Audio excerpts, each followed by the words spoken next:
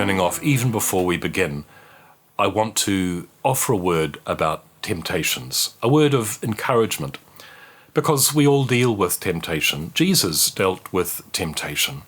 And we all know that temptation is leading us to something that won't deliver the fullness of life that we seek. I enjoy the story about the abbot and the young novice. The abbot says to, or asks the young novice, "Are you entertaining sexual temptations?" And the novice says, No, Father, I'm not. They're entertaining me.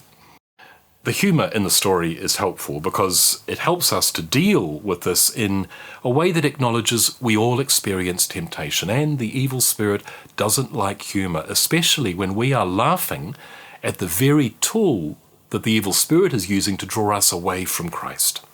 There are 3 points that I would like to make as a way of helping us to deal with temptations. The first is that we need to acknowledge what is happening and to speak to someone about the temptation.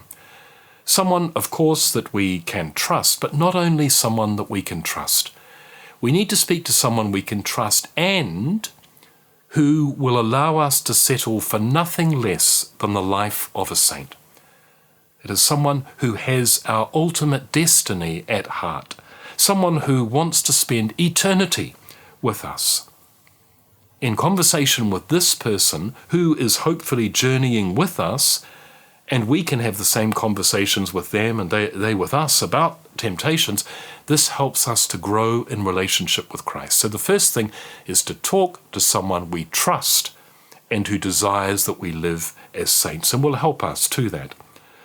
The second point is that we need to learn, as Ignatius says, to not just wait until the whole serpent of temptation appears, but to learn to notice the tail of the serpent, so that we begin to see the beginning of the temptation. Because if we wait even for a second or two, pondering the temptation, will I give in or not, it's much more difficult to resist the temptation.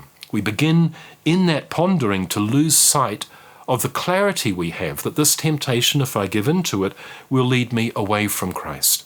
So the second thing is to recognize the tail of the serpent, the beginning of the temptation, and to reject the temptation, to act against the temptation right in the first moment that we notice the temptation. The third point I want to make is, you've heard me speak before about the acronym that I find very helpful, HALT, H-A-L-T. We are much more vulnerable to temptation when we are feeling hungry, angry, lonely, or tired. If we're hungry, we should eat something. If we are angry, deal with whatever's causing the anger. If we're lonely, call a friend. If we are tired, get some sleep. Recognizing that when we are hungry, angry, lonely, or tired makes us very vulnerable is very helpful. Because sometimes we even inadvertently place ourselves in an environment where we're much more susceptible to temptation. And to recognize too, and I didn't say this in the earlier video, but if we do, in our hunger, our anger, our loneliness, and our tiredness, give in to the temptation and sin, what's the consequence? We know this from our past experience of failing in our fighting against temptation, that after sin we are left feeling more hungry, more angry, more lonely, and more tired. So sin never delivers us what the temptation promises. The temptation promises so much. If I do this, I will be happy, I will be satisfied, I will be much less stressed, I will be able to be more healthy, more happy. But that is never the consequence of sin.